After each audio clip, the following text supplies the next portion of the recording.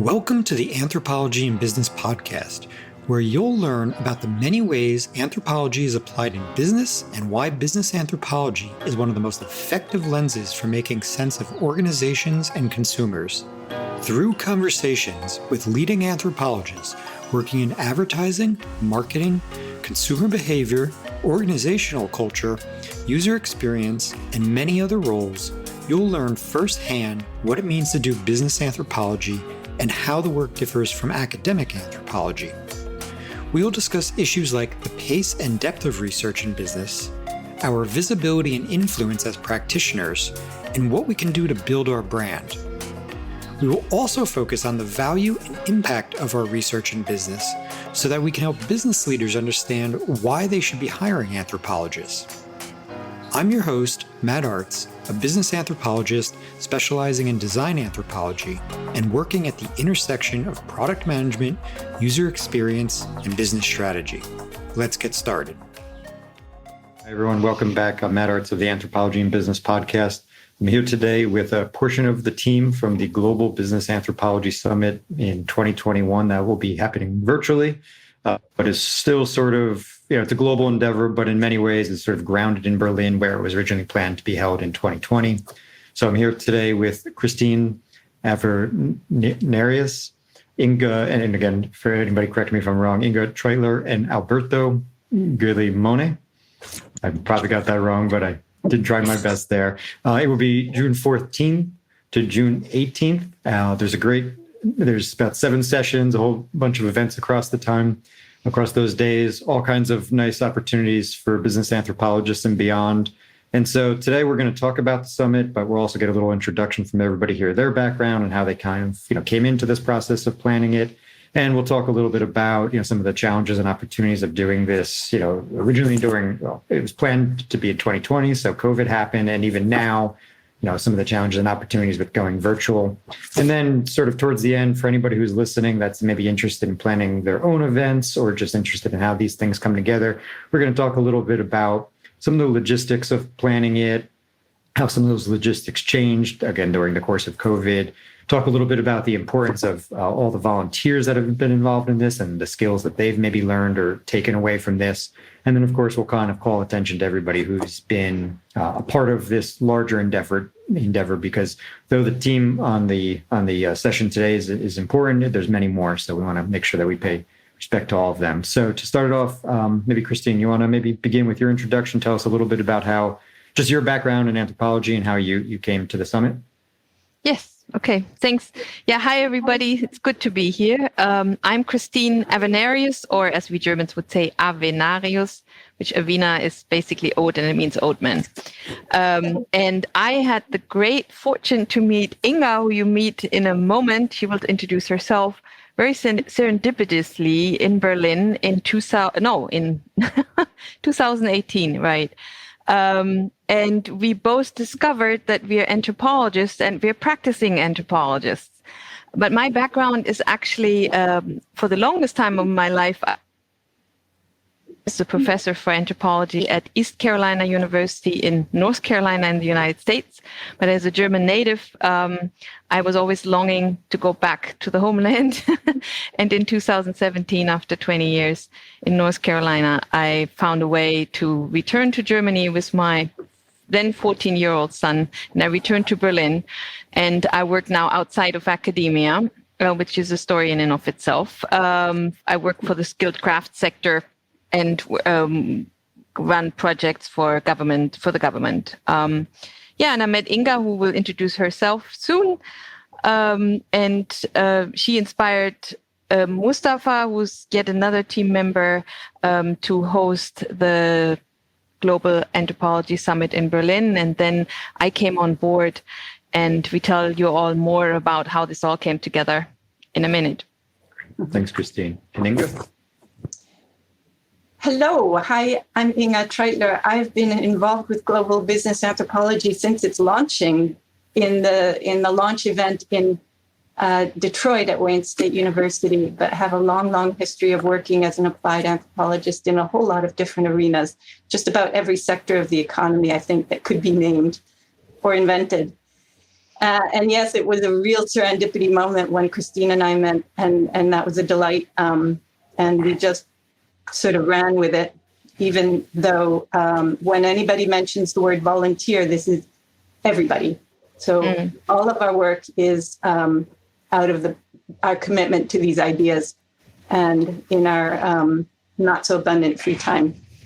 But it's what we think is important, and where I come from in this, and how, very briefly, how Christine and I happened to bump into each other is because I had spent from 2014 on half of my year in Berlin. And part of what I was doing was pursuing a passion in what it means to be part of a sharing economy. So I was doing a whole lot of sort of informal work. And then in the midst of that, and I had been working in the United States on building apps in the sharing economy and testing things out. And then what suddenly happened was a global shift in the population, and many immigrants came to Berlin as seeking asylum out of conflict zones. And I became involved in guiding some of the developing apps that were in the Berlin economy for making integration simpler, creating better access to newcomers. And that's what brought me to Berlin, and why I stayed for so long until the pandemic returned me to Knoxville, Tennessee. But before then, and what got me to Knoxville, Tennessee, was the Oak Ridge National Laboratory, which is where I'd done an enormous amount of work on environmental decision support. And I can go on, and anthropologists always do. So I'll stop at that a little bit. I have a very small period of my life that I was involved in academia and in teaching, and everything else has been to anticipate changes in economy and culture, and to bring anthropological views and framings and the ability to reframe. And the summit has given me, and we'll talk a lot more about this, but it's given me a real opportunity to work with people of that rising generation that see things really differently than I do. And the best part, almost the best part of working on the summit for me has been working with the interns who provide different language, who highlight different things. A second tremendous thing for me in working with the summit has been to actually realize, and I mean bring into realization, something that's global. And that's what happened when it went virtual. And testing what that means, from the idea of time zones to the idea of cultural nuance and communication styles and so on in building something, has been a real applied project in and of itself. And I hope that we have an opportunity to talk a little bit about that. And that's it for me. Thank you. Thanks, Ingrid. And Alberto, as the only non-anthropologist. Absolutely, yes. Hi, everyone. By the way, you pronounced it correctly. My name is Alberto Guglielmone. I'm 56. I'm Italian. I live and work in Milan. I spent my career basically as a manager, working for marketing and advertising in either companies and agencies. Then I had also experiences in international business development, meaning opening branches outside Europe, like in Asia, like in the US, actually having some experiences in the US. And combining these two aspects of business, because I have a business background from my studies, and the interest of cultures, of international environment, I fell in love with anthropology, basically. And I started attending anthropology meetings, actually. And specifically, I attended the 2019 summit in New York, in Fordham University. Where I met all the other Team Berlin members. Actually, I met Inga and the other guys part of the session. And lately, I've been invited to be part of Team Berlin, the organizing team, the core team of the summit. And I was very happy for this because I had the chance to, let's say, bring the business perspective, the business point of view, and trying to, how can I say, translate everything that was in anthropological jargon or language into something which is business-wide, which is, I would say, business mindset. Let's say the client side, if I can say it this way. I'm thrilled to start the coming week because I think there will be a lot of good contents, a lot of experience, a lot of projects to see, and that's it. It has been 2 years working from distance within Zoom meeting and all other web platforms that gives us all the chances to, let's say, establish a relation, even without getting to know each other in person in these 2 years, and getting to talk each other. Absolutely nothing to do what is the normal organization of a summit. But so that was weird. Yeah. Thank you. Yeah, thanks. And so we'll certainly get into some of those challenges, but maybe to just give a quick overview, Christine, would you mind, being that you're grounded in Berlin, would you just give us like kind of a big picture about maybe the sessions, and then from there we can get into some more of like the logistics and what you've learned? Right.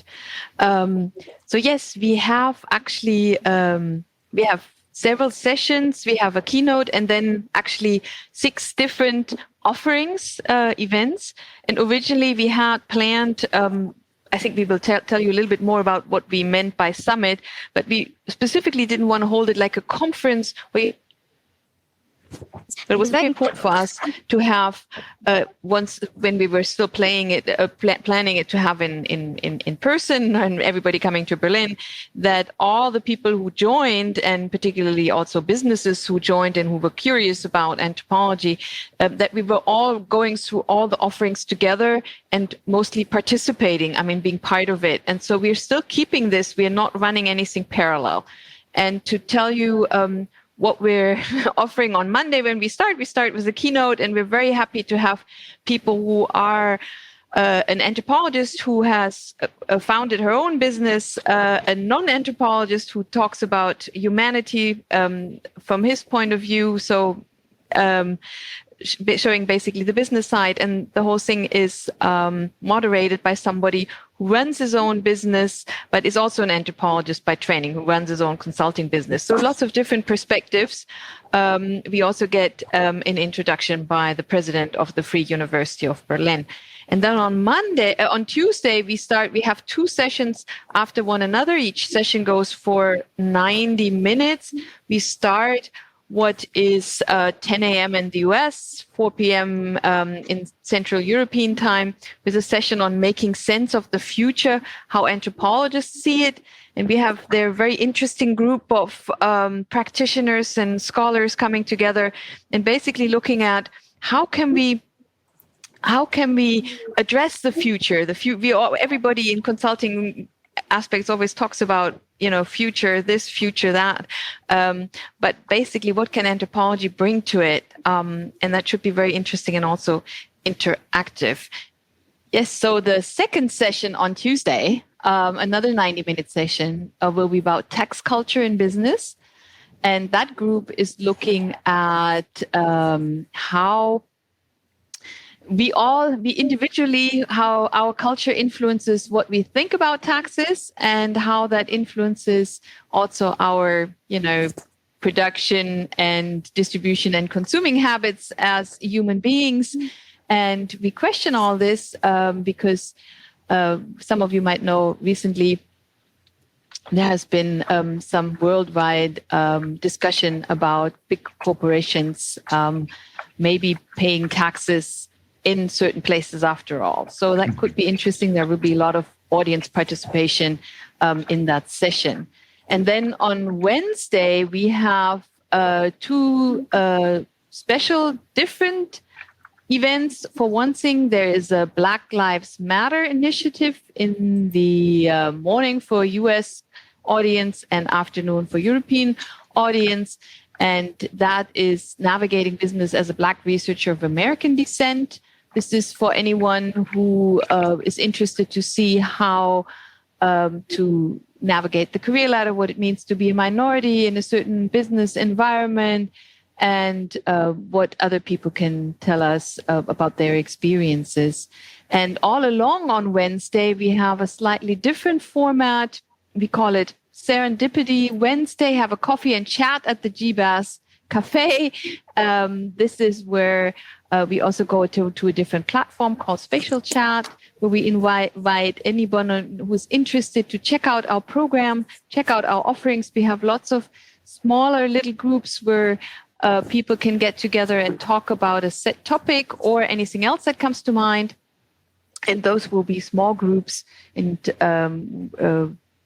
the best way is actually really to check out the schedule to see what's been offering. And that goes throughout the whole day to also accommodate our audiences in Asia as well as parts of Europe. And then on Thursday, we continue our regular sessions. We have two sessions on Thursday. One is called Beyond Sustainability. That session questions that notion of sustainability, if that at all helps us becoming more sustainable in our business actions, and brings to mind that we are maybe better off being planet-centric or considering all other living beings on this planet, to really challenge ourselves to come up with a different way of approaching life, to doing business, to interact with one another as consumers and producers. And then in the next session on Thursday, the other 90-minute session, the topic is change and diffusing behaviors within organizations. And that questions the age-old question of what brings about change and how do businesses respond to internal and external forces. Like all the other sessions, they will bring in examples from businesses they work with, and bringing especially examples on ways of how organizations communicate the need for change to their various stakeholders inside and out. And then on Friday, our last session is called another 90-minute session, Business Anthropology for the Future and Building a Knowledge Commons. And that session looks at basically the all overview of business anthropology and the question, what is really business anthropology? How can we make it more visible to various interested businesses out there, but also to students interested in studying business anthropology or scholars getting more involved with business anthropology, and basically exploring how anthropology contributes to the scope and rigor of innovation in businesses, basically rounding it up and setting the stage for going forward. Great. Yeah, and then we will have some closing remarks. So far, that's our roundup of all our different offerings. Thanks. Appreciate you providing that summary. And so, to build on the last one, what I think is interesting is, right from the beginning of your steering committee calls, you were very interested in having business professionals there and anthropologists. And, Inga, you were involved, you said since the beginning when it was at Wayne State. And, you probably know better than anybody that in the beginning, it was sort of small. I think almost all anthropologists in Fordham. Now, as a few of us know, it expanded a bit and there was some, other disciplines there, but it was still mostly anthropologists. And so it was kind of in many ways, all of us sort of speaking to ourselves and saying kind of how good the work we do is. But this year, right from the get-go, you've intentionally tried to broaden that and really bring in, business professionals. And so I'd be curious to know, why. I mean, I think it's obvious, but why did you do that? What are you trying to accomplish with that? Is this a me question? Yeah, sure. Go for it. I'll go for it. Yeah, it's something I'm very serious about what you said, Matt, that we speak to ourselves and to each other. And that's a natural thing for any of us to do. We find the people that we know will understand what we have to say. It's harder to speak to somebody who has a different dialect, language, or set of assumptions and frames. But those are our customers, and I put quotation marks. Those are the people that we need to communicate with if they're to understand a new way of thinking in business. So what we did, and I had an early conversation with Ed Lebo, who's at the AAA, the executive director. And in our early conversation, we were saying, well, what does business need? If we're anthropologists, we should try to empathize and put ourselves into the voice and the dialogue of the business people. What are their challenges? So our call for proposals from our public, from the people that we know and the people beyond who we know, was how would you define the challenges that businesses face? And these sessions that Christine described and summarized is where you see the result, the answers to that question. So the voice is actually a business's voice. It's what's the future? It's what does sustainability mean? We've all been in those conversations. For you, sustainability is one thing, and for somebody else, it's something different. And what is inclusivity? What are all these things that we face in business? How do we represent on an interface? All of these questions, the user experience, need to be presented in the voice of the business if we're to really understand and have those conversations.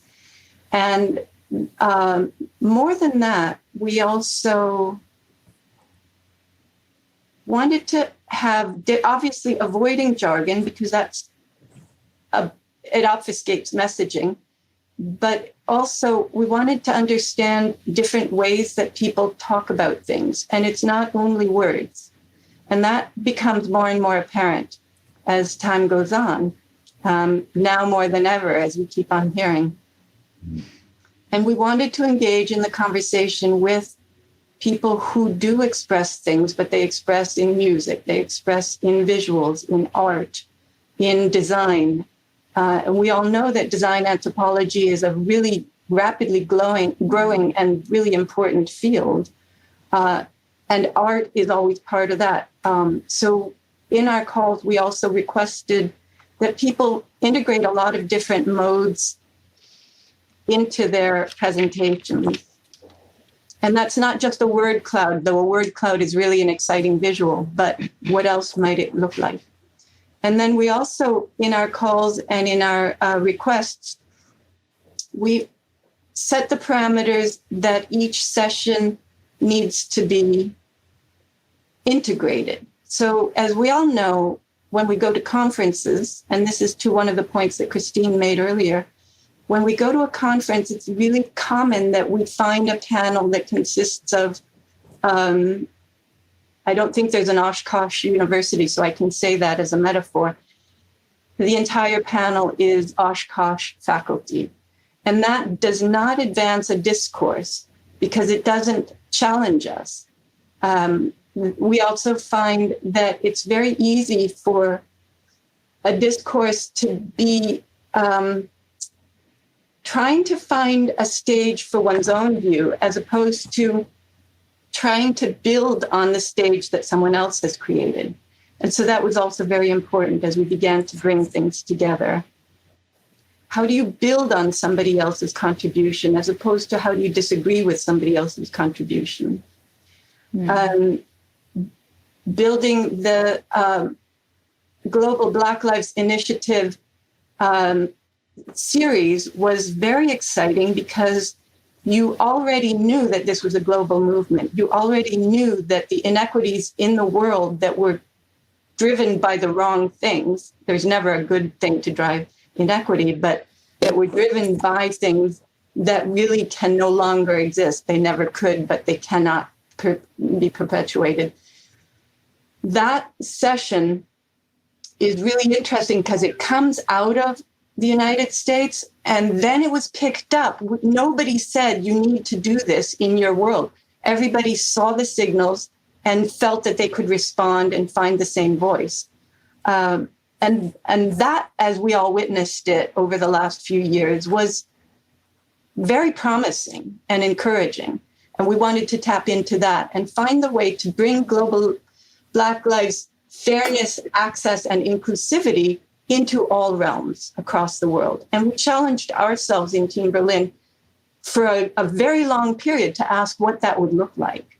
And then we settled on several things, and we invite everybody to join and see what's familiar in there and how you can take the lessons of the Black Lives Initiative in the United States and translate it cross-culturally, finding your own terminology and your own references and methods for improving inclusivity and equity. And in that platform, we're very excited to have some very experienced speakers, but then also to create an environment where people are really free to ask questions and really concrete questions. How do I do this? How do I get that kind of a job? How did you do it? What were your obstacles and what do you continue to struggle with? And that is kind of an overview. That session is sort of an overview over every one of the other sessions. I hope that answered that question. Yeah, thanks. Appreciate it. So, Alberto, so the word concrete was just used. And I want to ask you a question based on that, but also sort of ties back to my last question. So again, you're sort of like the non-anthropologist in the group. You've been working with anthropologists planning this for 2 years. As you said in your intro, you never really met anybody, but you're deeply entrenched in this process. So I'm curious to know in sort of concrete terms, if possible, what have you learned from working with anthropologists? What are the sort of strengths and weaknesses? And this relates, to the summit, but also more broadly, just from like this podcast, because I'm always on the podcast interviewing people who are anthropologists working in business, but I've never had the opportunity to ask a business person, what they think of anthropologists. And I'm doing that because I'd like anybody who's listening to like hear that from you so that they can try to, play up those strengths or sort of defend against those weaknesses, maybe. Well, first of all, it has been very interesting and very, how can I say, different from my usual process in organizing meetings and organizing business projects. If I may compare, there has been a lot more discussion, a lot more,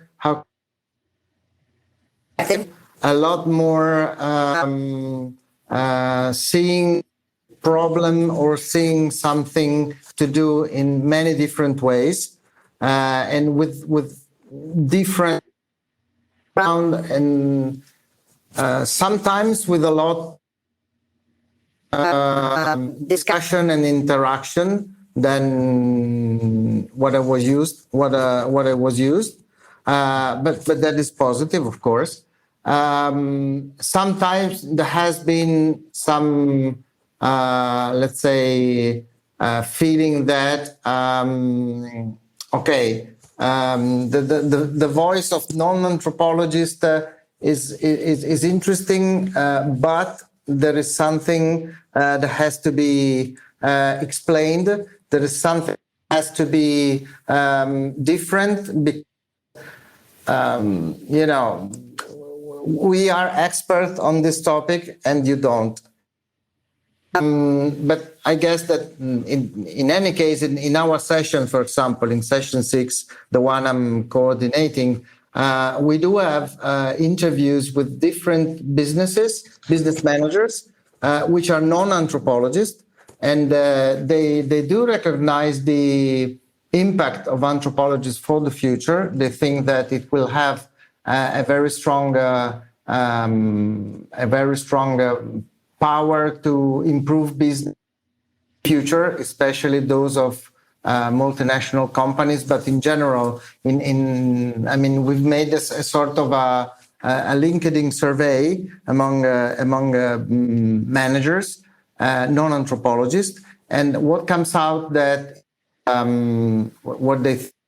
it is that it should be a very strong tool in order to give tools to improve decision making, to improve and this is on a general strategy point of view, from the HR and organization point of view in terms of multiculturalism, for example, marketing and advertising, to have a better and a deeper insights visualization. So this is something that is quite, how can I say, clear from those interviews. And we had some interesting, say, positive attitude to this. And this is my as well. And sometimes from the anthropological side, this is seen as a, how can I say, basic and common and too common point of view. Not something very deep, not something very interesting. But of course, if you speak two different languages and if you speak to different jargon, you have to be. And communication is a way of putting something in between and to communicate with the two parts. So it has to be clear. And of course, the scope of the session and the summit, it is also this one. We made also another survey through the delegates of the summit, and the 70% are, of those who responded to our survey, mini survey, are anthropology professionals, but we can assume that the remaining part could be business managers or students, of course. And so it will be interesting to know also from the interaction between question and answer and the delegates and the speakers, how this will evolve. We will have in the session an anthropologist working for Maersk, which is one of the largest logistic company in the world. And we'll try to also give some how can I say, perspective from what they've done in their projects to try to cope with this situation and try to let's say, enlarge the anthropological culture towards business. Thanks. So, in there, I particularly, find it the conversation about, especially, the back and forth that you had between sort of the language and negotiating all of that. And it actually even reminds me of the other day when Juliette gave her, her epic presentation. She was talking about how she sort of presumes that some academics may find like sort of the watering down of some of the anthropological concepts to be questionable. When I had interviewed Simon Roberts, we had a brief interaction about that as well with his book because it was written for a popular audience. But that negotiation is interesting because if we are to sort of get this out into the business community, it does seem like some popularizing or some watering down, right, or of the jargon needs to happen in order to get a wider audience brought in here and to get other business professionals sort of understanding anthropology and looking to hire anthropologists, which in many ways is, I think a lot of the goal of all of this, right? So I find that challenge, I find that interesting, particularly, you coming from the business perspective and having that experience firsthand. But that's just probably one of the many challenges. Of course, COVID was, broadly speaking, the main challenge. So, Christine, do you want to maybe, this was planned for 2020. Do you want to just give like a little background of the fact that, this was supposed to happen in 2020 in Berlin in person, and obviously COVID hit and that all kind of changed, and speak a little bit about some of the logistical challenges around, going from in-person to virtual? Yeah.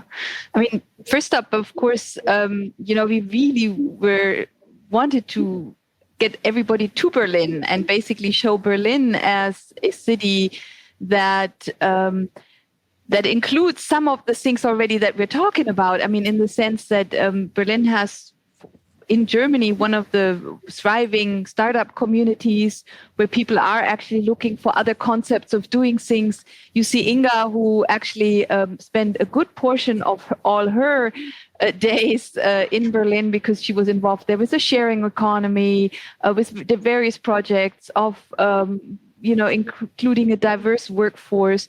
And we were really longing to show the business anthropology community that vibrant city, which is full of diversity and full of interesting ways of social entrepreneurship, for example, attacking or addressing issues of sustainability. And what I find very important as a Berlin resident, we've got a lot of diversity here, but it's not cut off to each other, mainly also because we've got this fabulous public transport system that really brings in a lot of connectivity and allows a lot of people to go between different worlds that clearly are there. But the integration is a quite interesting thing to experience. So, we were long for dragging our feet for a very, very long time, particularly since everybody was already working in their respective groups and just waiting to share it with a larger audience or including a larger audience. And we came with that decision to postpone it from July to next year, June. Basically, when was it? 2 or 3 months before, we were always hoping it would turn the tide. Mm-hmm. And then we decided to postpone it and we could have done it virtually the first go around, right? But we wanted to hold off because for us it was so important to have that exchange, to really include Berlin businesses also. I mean, and basically showing anthropology to businesses, getting businesses included to get it, right? So then we postponed it to June. And it was really only this year. When was it? Inga, help me out. Was it February? Yeah, that we decided. Right, Alberto? It was February. Maybe it was early March, actually, that we decided, okay, I guess we really, really have to do it virtually. We didn't want to. We were really thinking it would be happening in June. And right now, I'm really, really happy that we're doing it now June and we haven't postponed it any further because as far as Berlin is right now, we are opening up. I mean, Europe is opening up, and I think we would have kicked us had we kept it to July or so. And it also goes along with all the vacation schedules.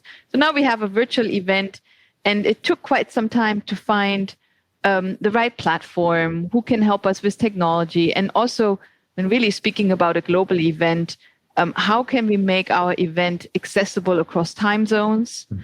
Yes, you can just host an event, tape everything and make that available. But let's be honest, who's really watching a YouTube video of 2 hours of something that's you really, really have to want it badly, right?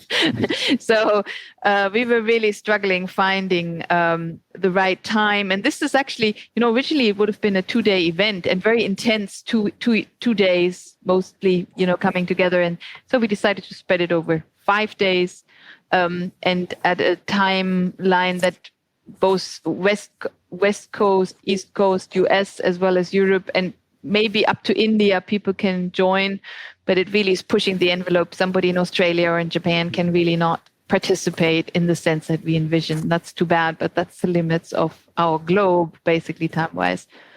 So yeah, and then what is a secure system? Then cooperating with the university, they have their demands of what is a secure data. Germans take data security very seriously. So here we've got the cultural differences, being very, very protective of people and sharing their data. So we had to accommodate that. And then finding something interactive. I mean, we really do care very, very much that our audience will feel they can contribute. And so those are all the challenges. And then maybe Inga can tell you also more about how our team has really come up to stepped up to the plate, and particularly Alberto's team with fundraising, they really stepped up to the plate. And our team, we ourselves, I mean, we've always been virtual. We've because we are a global endeavor. We've been used to meeting on Zoom, but it's a whole different animal to really include people from all over the globe at the same time in a virtual space. Yeah, no, there's certainly a lot of challenges there. Even, one of the things that I've had a challenge with this past year is there's so many events that I want to attend, but, if it was in Berlin, I would have been there, right? It's the opportunity to, travel, which I think almost every anthropologist loves. And Berlin right? in the summertime is just Berlin in the summertime is just gorgeous, But then, with all these online events, you have the problem of if it's going to be during the workday, do I literally take off time from work because I can't work and focus and listen to an event? And there's now, over the past year, there's been so many events, right? Even this podcast, right? I started it during COVID because I had some extra time. And right, there's so much of this kind of stuff that happened during COVID in terms of like streaming content because everybody was home. And so it's really also produced just even a challenge from a sort of listener or viewer or participant to figure out what can I join and when, and sort of, how does that work with like a work schedule or not? And so I appreciate the difficulties that went into that just from that perspective, but also getting this to reach as many people as possible around the globe. Yeah. Which is also, a nice opportunity. But before we maybe get to some of like those really nice positives, like getting people from all over the globe, Inga, I mean, you were referenced there. I'd also be curious to sort of hear what it was like, your experience being involved in the US, now sort of pivoting, to Germany and maybe some differences there. First, I have to, because I didn't want to interrupt, but I want to just tell a little thing that has been sort of flying around my mind in the last 6 months, I guess, with the challenges of the time zone. And I'm going to go and view the first session, right? The first session called Making Sense of the Future has this really neat description that the audience can go and view. But they talk about taking examples from science fiction and in the process of sense making about the future. And I'll just say that this is one of the things that was buzzing around my head. Let's imagine that we didn't have time zones. Let's do that for a second. And this is kind of the way I would like to see anthropology challenge itself. Go ahead and take the mind of a science fiction writer because they think beyond the boundaries. So let's just imagine we've got this challenge of trying to give access to everybody. Well, what if there's only one time zone? What if every culture in every part of the world, it was the same time everywhere and at the same time, but breakfast in one part of the world happens in the evening and dinner in another part of the world happens, in the morning. And then how does that culture evolve under the strain of that kind of a system? These are very good examples of what anthropology loves. Anthropology loves the arbitrariness of culture. And somebody had these ideas about time zones, and that's just arbitrary. And now we're stuck with it. And so as we're rising to that challenge, this is a time that in my own mind, I've been playing with what else might that look like? So I just wanted to throw that in there because the realities of building this summit have been the actual realization. We keep saying this. We're actually realizing innovation under the challenges of COVID. And we're actually testing the limits of what can happen and seeing the emergence of new possibility, as we've described already. And the audience has heard a lot about that. I'm sorry, I stole your question. No, it's a fun thought to think through, though. Wow. It is great, isn't it? So, I'd be curious to know what challenges did you sort of maybe experience going from, say, like, being involved in the US in the past to now doing this in Germany? Yeah, great. Any differences there? Each part of the world has a different anthropology, if they have anthropology at all. And in being part of the Berlin Summit and Team Berlin, I've learned a lot more about how German anthropology has been formed. And this is something that Christine has taught me, so I'm not going to steal that. But the general theme is that anthropology in the United States and anthropology in Germany are definitely different. They have different histories, longer histories, bigger obstacles, different obstacles, colonialism of different forms. The audience is quite familiar with these differences, but the realities of having those differences in each country, China anthropology, South Asian anthropology, and so on, really came to our attention as we were bringing these things about and transitioning out of the United States. We had the United States as a host twice. And when you carry, our vision was, and global, the summit in general has the vision of carrying an idea from one context to another and then opening it and making it available to a whole different stage of people to bring in their perspective and those different anthropologies from their backgrounds and experiences. And so the look of GBAS 21 Berlin is different than the look of what was still then called business anthropology in Fordham. And we feel as if, so for example, the hosting at Wayne State, like it or not, Detroit has a history of what it is the auto industry. It has a lot of organizational cultural emergence in anthropology there. The Ford, GM, and so on has taught anthropology enormously. And I won't go too far in that, but that's, I think the audience knows fairly well what that history is. And then the great innovations that come as the city collapsed and then began rebuilding really creatively and authentically. And then Fordham, which is in the middle of New York City, it also brings a different sort of anthropology to bear. And that was very interesting. And what we tried to do is to bring all of those in and accumulate those. And that's where the notion in session 6, which is Alberto's session of a commons, a knowledge commons, comes to bear. And so that we tried to honor that this is the experience in Detroit building upon, at Fordham in New York, building upon Detroit and Berlin building upon those two. And it's not always easy. It's just like that jargon conflict problem where you're taken for granted creates blind spots that you cannot see. And this has been part of our interest. And as we haven't mentioned it very much, but these session groups have been working solidly since October 2019, 19. basically. October 2019. Thank you. So, these are teams that are learning from each other in an ongoing way over, nearly a 2-year period. Mm-hmm. And as they are integrated teams, they are creating and contributing to that notion of a commons and of building upon. So that kind of sums up how we've experienced these transitions. And GBAS is going to Mexico City. Mm-hmm. And we can only imagine what newness might come from that. Yeah, for sure. Yeah, that reminds me of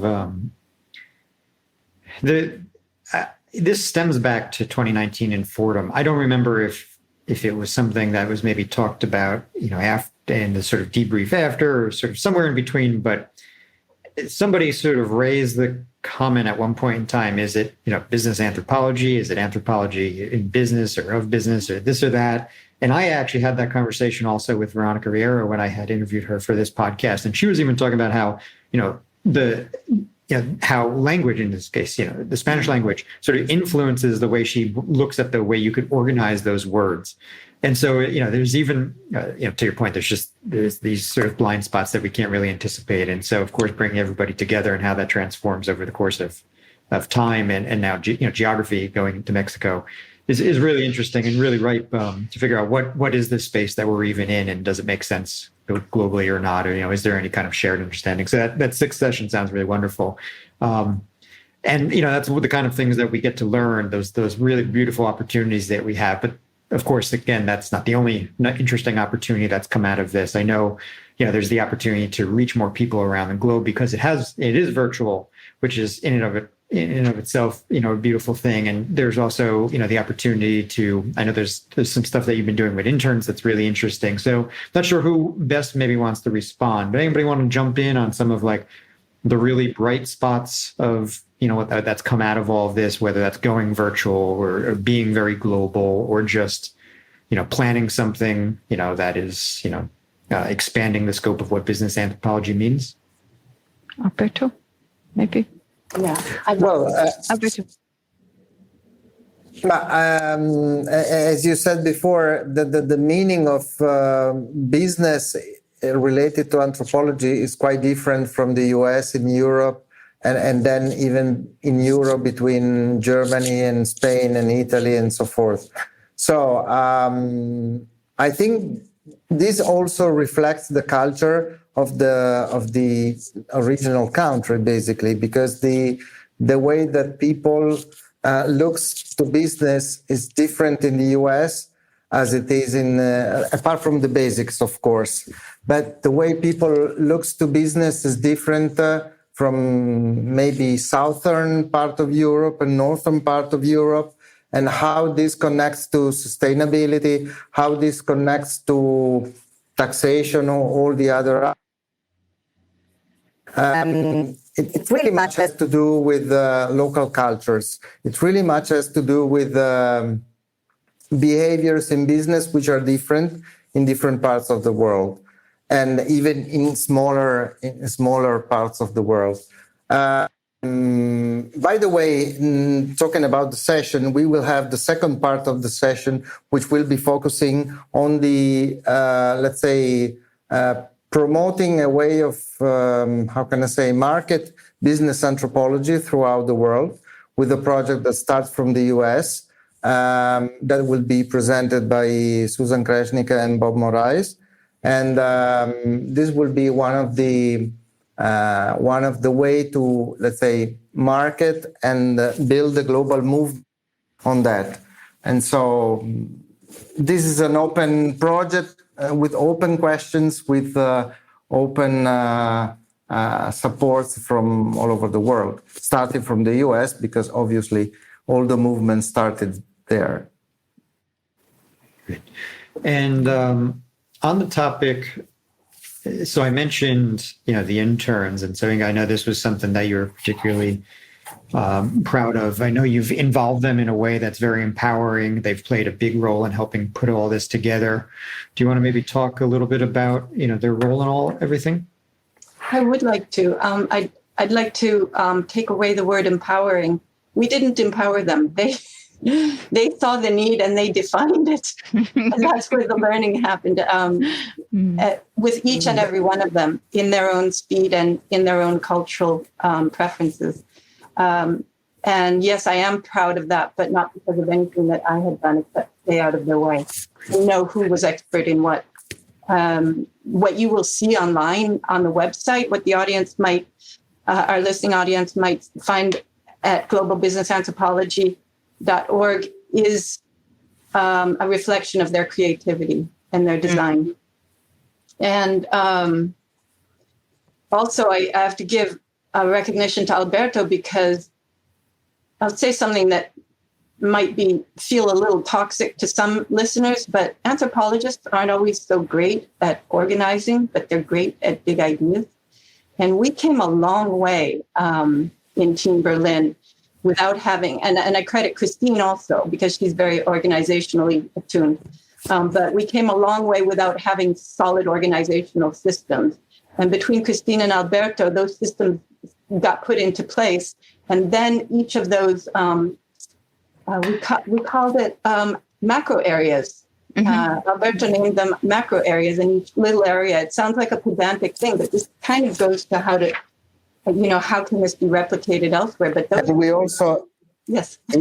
If I may add something very popular was no frill description. Do you remember? That's right. When we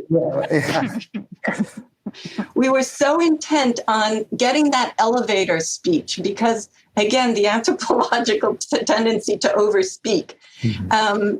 We were very intent on capturing what is really core and important, and we called it the no frills drill. Also, thanks to Alberto's nimble naming. So we went through these iterative exercises of drilling down. What are we really talking about? That's like what happens when you finish your educational training and you have no way to put it into 5 words to tell the public what you've been doing and why it should matter. This is the why it should matter part.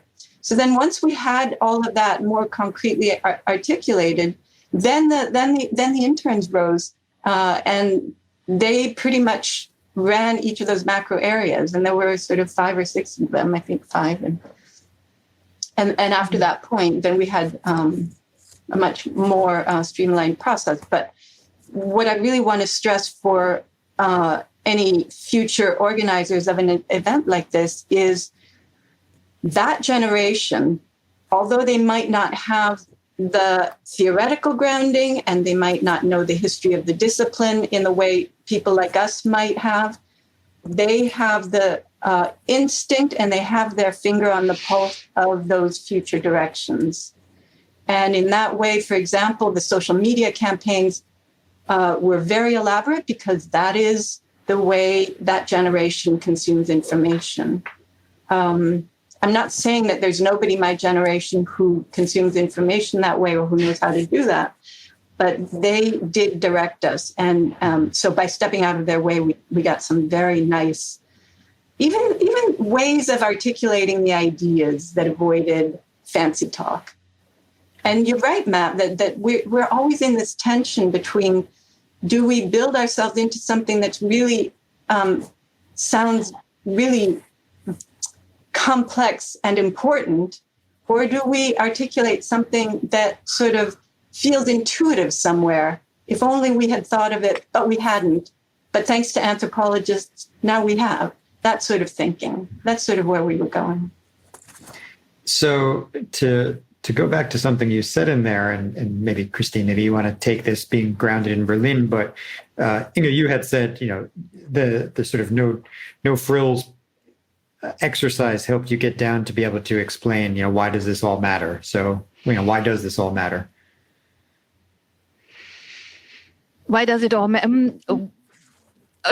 Yeah, what is everything the elevator? everything is connected to everything is what we like to say, and really the inclusivity. But where it also really, really matters is that applied anthropology and business anthropology in particular hasn't been really resonating or hasn't been really discovered in the German world of anthropology. And so it is to really center it now located.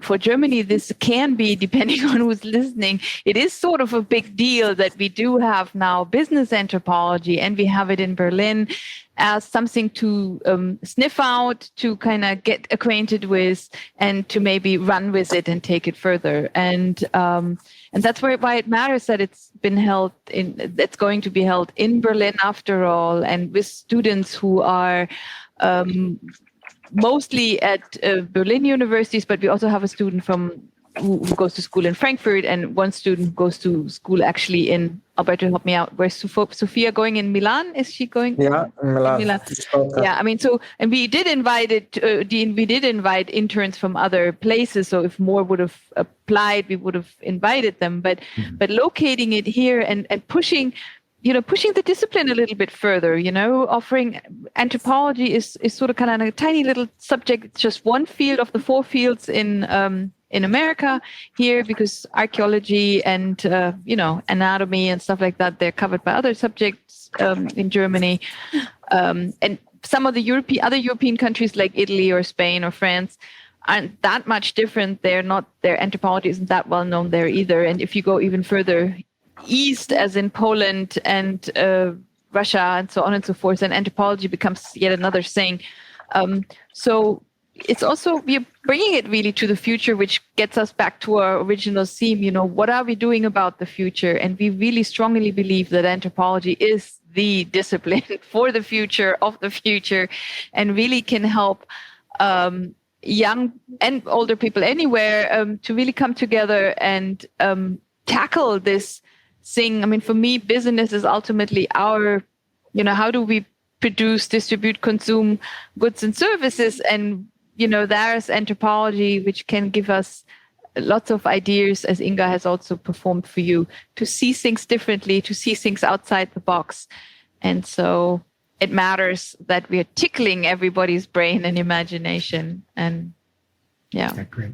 So, this podcast, typically, this is a little departure from my normal format, right? And it's very much oriented on careers. So maybe as we're kind of getting close to wrapping up here, I'd like to maybe do 2 things. One, can you share what you're going to do to really help people find jobs, whether that's in organizations or as consultants, maybe, in Berlin, but also, broadly, because this is global, I appreciate that if it was in person, there's networking that happens in a more organic way. I know you're going to have the spatial sort of audio sessions where everybody can kind of group. That's great, but it still doesn't, it may not allow for as much sort of organic networking as would traditionally happen. So are you doing anything particular to really help some of these interns, or just broadly speaking, anybody to find work? Yes and no. I mean, we are, it is all about community. What we really want to do with, and Inga can speak to this here right after me a little bit more elaborately. I mean, the whole onset is to create more community, to really say there's more of us. There's not just our obscure, people who graduated in anthropology and then they didn't find a job in academia, so they do something different, but they don't really talk about the fact that anthropology influences them. And now we want to create community. We say, yes, we are anthropologists. We're working outside academia, but we work outside academia as anthropologists and connect each other. And by knowing us, there's always, if there's more of us, there's more letters of recommendation to write. There's more, younger people could be prouder when they pitch themselves to companies. Maybe the obstacles, there's less obstacles for younger people who are students right now to say, hey, I'm applying to you. You are not looking for an anthropologist. I happen to be an anthropologist. Here's what I can do for you. I mean, so it's more about the support, but Inga, you probably have a couple more things to contribute there. Yeah, I have long had this vision that after an event like this, people would build a sense of confidence. I don't think we give people jobs, but I think that we give people a sense that humans are humans and that the people are approachable and who are speaking should be, I say should, I don't want to say should. The ideal is if a student feels the confidence that's beyond the classroom. The classroom is always a little bit hierarchical and you have a sense of fear of authority. And our hope is that gets dissolved a little bit here so that one feels kin with other people on the screen, irrespective of age, irrespective of position, irrespective of, power, influence, and so on. By seeing, for example, Joanna Breidenbach is one of the keynote speakers. She's an anthropologist. She did part of her doctoral work at Berkeley, UC Berkeley.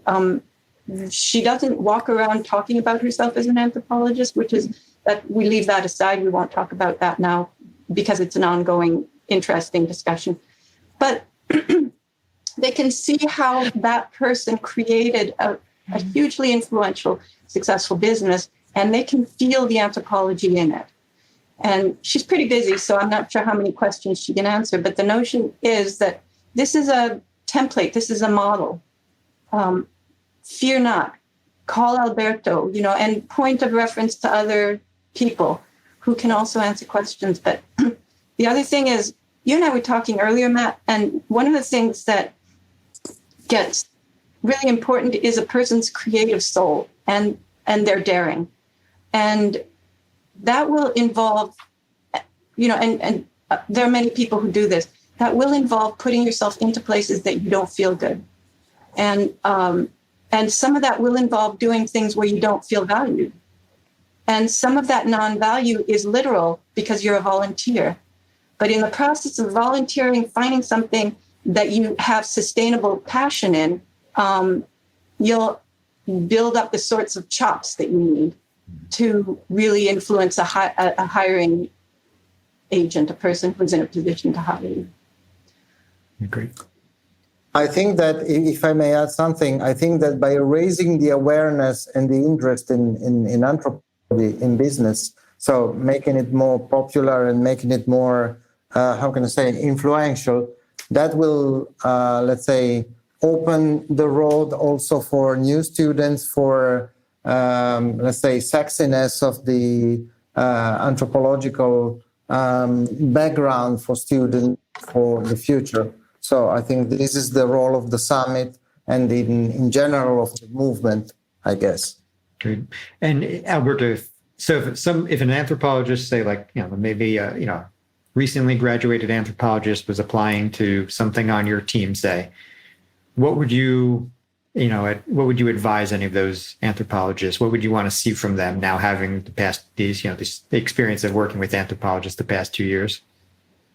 First of all, if this guy or lady has attended the summit, of course. Apart from this, no, I would like to, first of all, understand the ability of listening, listening, and this is one of the, I think, crucial point. And to understand the curiosity and the of the different, trying to get the different stimulus from different practices from different parts of the world, and without being stuck into one single conception, into one single topic or something else, but being broad and open. Great. Thanks. Appreciate that. And so maybe to wrap up, there's probably a lot of people and groups we ought to mention. I'm sure there's lots of contributors, sponsors, other volunteers. I might get this wrong, but it might be the Freie University in Berlin. I think you're partnered with IASA, I think I saw, maybe AAA, I think I saw. So I'll stop naming names there and turn it over to somebody who really knows all those answers. But you want to maybe honor, or shout out to anybody else who's been key to all this? Mm-hmm. Well, of course, AM Insights and Strategy, which is the company of Autumn McDonald. She will run the Black Lives Initiative session on Wednesday, and also University of Nebraska, Lincoln. And we already mentioned, of course, Freie Universitat, which donors, contributors, and of course, IASA and AAA. Mm-hmm. And other team members? I'd like to mention two small businesses who have made contributions in kind. And Christine, you could speak about Klaus Patlepa and his company. Yeah, he has companies called Partnership for Development, and he's contributing his time and his moderating skills. That company is located in Bonn, and it's consulting both in South Africa as well as in Germany, mostly in Germany, various organizations, institutions in change management. And also Marguerite Coetze, and forgive me for not pronouncing it right, Marguerite, in Cape Town. And she's doing something very exciting, and with her time and her skills, she has her own company that's called Omniology. She's an anthropologist who is going to, and also a futurist who's going to capture the entire summit in a graphic format and present the summary in the closing session, which we think is rather thrilling because it's sort of the great unveiling of what did we really say, what did we really learn, and then it opens to discussion after that. But that's somebody I'd like to acknowledge for really diving in and taking a chance on us. Mm-hmm. We think that's very exciting. And the interns is Alberto, do you control that list in your head? Mm-hmm. Sorry? Yeah, the list, the interns, I can maybe start. I can name it some. It's Kumo Tlaboloa from South Africa, Kristina Savikite from Lithuania, Lithuania, Sofia Pelucchi from Italy, Cheng Shon from Germany, and Jody Wong, even from Germany. And I miss someone? No, I guess not. Bille Sacherslyk from Denmark. Yeah. Or Denmark and Germany, yeah. And let me add to that. They're all, except for Kumo, they're all based in Berlin, but we have a team of 10 interns and only 2 come from the same country of origin. Mm. So that's this beauty of cosmopolitanism in Berlin. That gives you a glimpse of that. Mm. Wonderful. Great. So and also one of the latest that is Zach Stevenson from the US. So. Mm-hmm. Mm-hmm. Yes, in the West Coast, Pacific. In the West Coast, in California. They say, bless his heart. But he's our Silicon Valley representative. Mm. Yeah. And hasn't quite graduated high school yet. Thank you, Zach. Yes. Sounds like a great team. Thanks for all the work you're doing. Again, the summit is June 14th to June 18th. I will link to the website Inga, Christine, Alberto, I appreciate all your time today. So thanks, everyone, and I hope you all attend. So appreciate it. Appreciate it. Bye. See you there. Appreciate it. See you there. Talk to you there. Welcome to Berlin, yes. Thank you for listening to the Anthropology in Business podcast. To learn everything you need to break into business anthropology and why business anthropology is one of the best lenses for contributing to business success, visit my website at mattartz.me, where I cover many topics related to business anthropology and beyond. There you will find all the podcast episodes, blogs, and news. Please like, share, and subscribe. See you next time.